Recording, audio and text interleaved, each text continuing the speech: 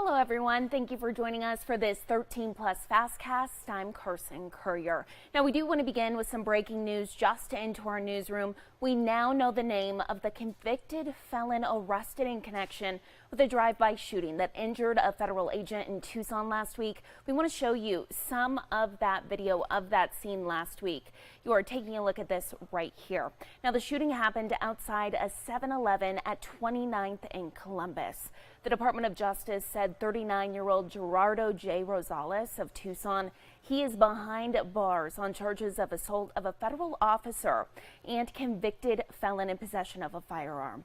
An ICE officer was hit in the arm but is recovering today. It's still unclear what exactly led up to that shooting. That investigation is underway. Now, we know that Rosales could face up to 20 years in federal prison. Of course, we will keep watching this for you. We will give you the very latest updates both on air, online, and right here on 13 Plus.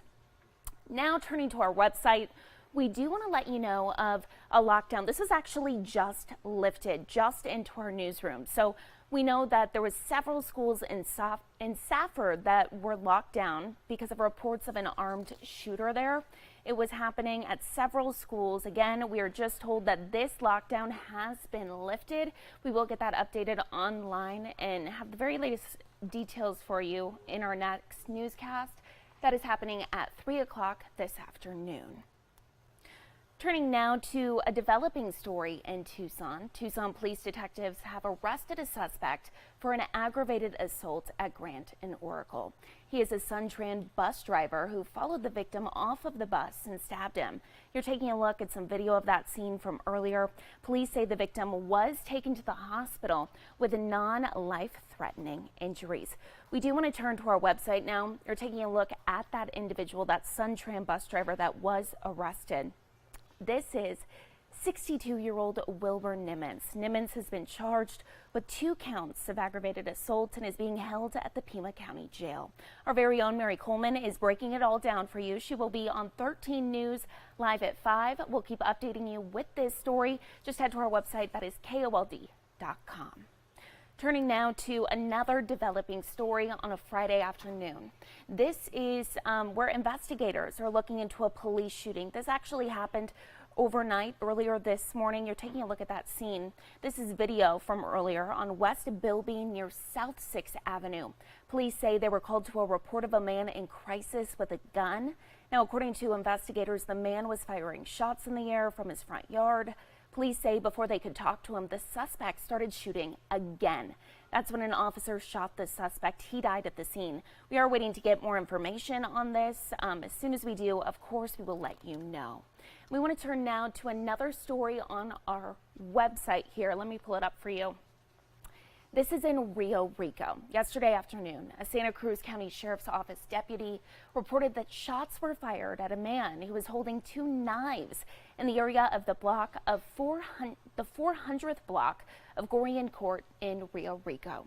After the shooting, deputies attempted life-saving measures, but David Raymond Hernandez, he died at the scene after 4 in the afternoon.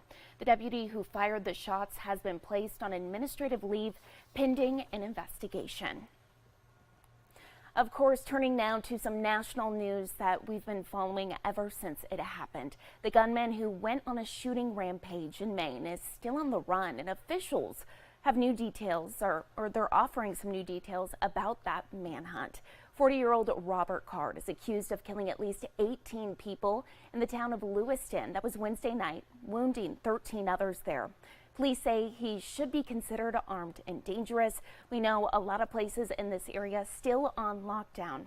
Bradley Blackburn reports from Lewiston, Maine. Law enforcement officials in Maine have expanded shelter-in-place orders beyond the town of Lewiston as they continue hunting for mass shooting suspect Robert Card. Police say divers will be searching the water near the dock where Card's vehicle was found. The river is a big piece of this. The car was located there.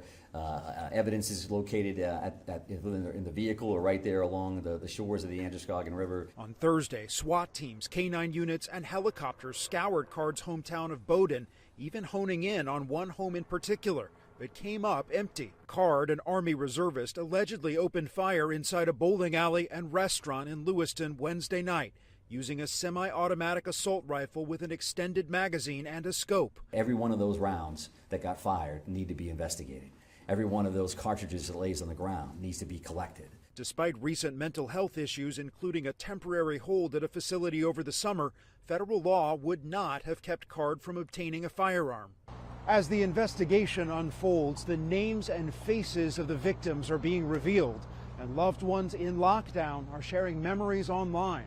Arthur Strout was at Schmenge's Bar and Grill Wednesday night playing pool with his father, but stayed behind. He and his wife, Christy, were raising a family together. He was a good guy, and he was family-oriented, and he always took care of us. Ben Soroy, a resident of Lewiston, says before the massacre, he always felt safe in this area. Cherish your loved ones while they're here, because it could happen, I guess, anywhere. More people were murdered in Lewiston Wednesday night than in the last 15 years combined.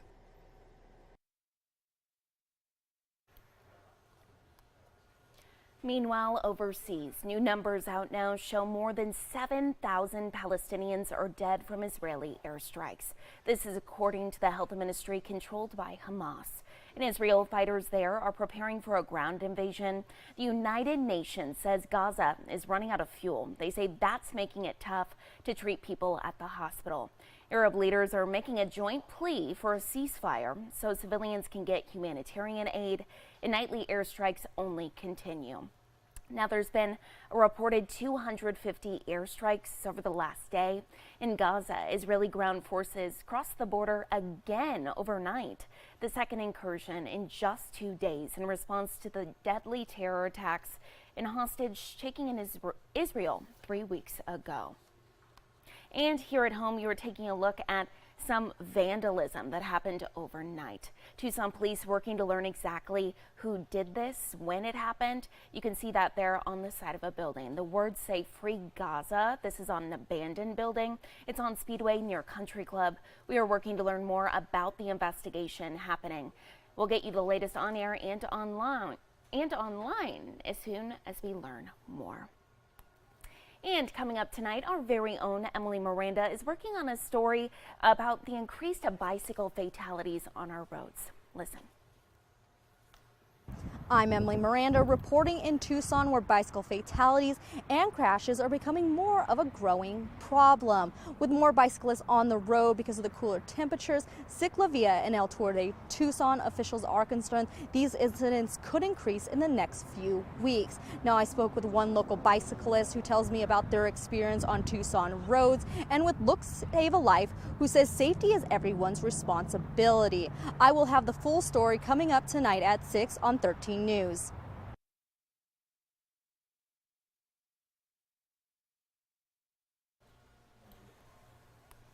And our very own meteorologist Corey Kowich joining us today. And Corey, we've been seeing nicer temperatures. They're going to go up a little bit this weekend, but still nothing like what we were seeing, weeks ago. Oh, we can handle it. We can definitely handle it. Listen, we're going to be a few degrees above average like we are today, right? Next couple of days in the weekend, just, mid to high 80s, but come on.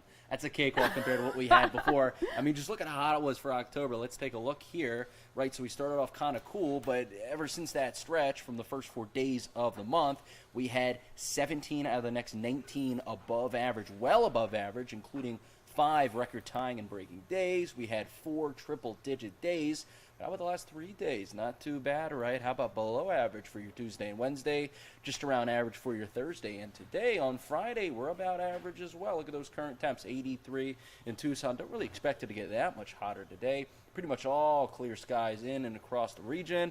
87 in Phoenix, 74 Douglas, 82 Ryan Airfield, 77 in Sierra Vista. Definitely feels like fall. Those are some fall temperatures. And overall in the region, that's what you're seeing right now over the next couple of hours.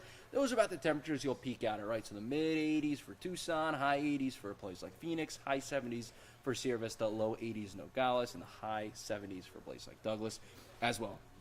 Go for the next few hours, so for your rush hour and say maybe a dinner time for your Friday night should dip down to about the low 80s in a place like Tucson, mid in Phoenix, and then you're going to go out 9 o'clock.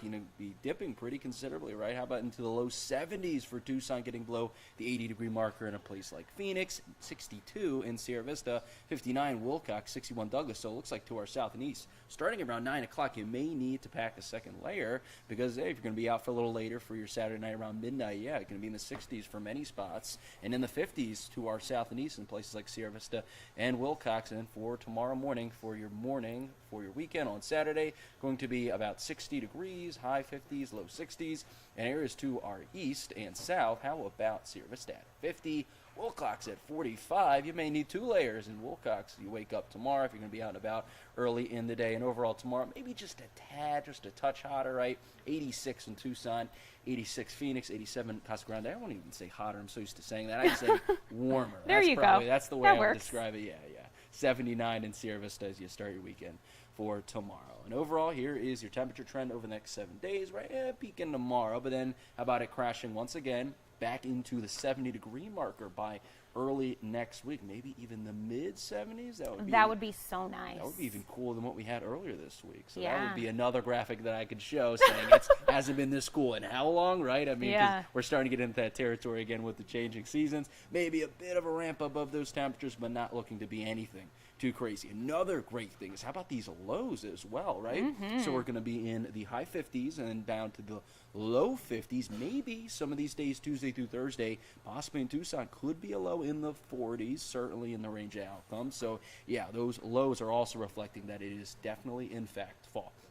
Now let's switch gears to rainfall. This is for the next 7 days, and you can see, unfortunately, our region's not going to get much. You zoom out, right, most of the southwest will be remaining dry, except for areas to our east and northeast. Jealous of them because they are getting rainfall, and we are not, right? You're thinking maybe there's a chance. Well, yeah, goose eggs, pretty much no chance in and around the Tucson area. And that's really the story. I mean, listen, if you go toward the east, towards New Mexico, maybe early in the week, next week, maybe a chance, but really in Tucson, not a real chance. But if you're going to go through past that period, so say next Thursday through next Monday, temperatures look to be just a touch above normal, and preset does look to be just a bit below normal, right? So overall, about average temperatures, especially for this week, right, below average. But after that, maybe slightly above, not really precip. So overall, nothing too crazy. We're settling into that fall-like pattern where it's drier. We're settling to the 80 and 70-degree highs, and overall, pretty nice weather. I love it. Yeah. You know what I also love, Corey? Not being going into your car after being at work all day and not just one, burning your skin, two, just being in an oven. Instantly sweating. Exactly. Instantly sweating, yeah. So this is some good news. Yes. Thank you. Yes, absolutely. Perfect. And we are just hours away as the Diamondbacks are getting ready for Game 1 of the World Series. This is where it will all take place at Globe Life Field in Arlington, Texas. And with just 84 wins in the regular season, this is not really a place a lot of Diamondbacks fans expected to be. But hey, we are not complaining about it, right? The Diamondbacks are hoping for their second title after winning their first and only World Series back in 2001. As for the Texas Rangers, they're one of 6 major league teams that have never won a World Series. The first pitch is set for tonight at 5:03. I know I will be watching, as will many of you. Looking forward to it. Definitely super excited about that. The first pitch will be thrown out by the former president and former Rangers co-owner George W. Bush. So, hey, go out, support local, watch the game. Hopefully we can get a win. We will end with a live look outside. You can see it looks pretty good. A little bit of haze out there in the distance, but temps not too bad for a Friday afternoon. Enjoy your weekend, everyone. Tune in at 7:30 for more news and weather. Have a great day.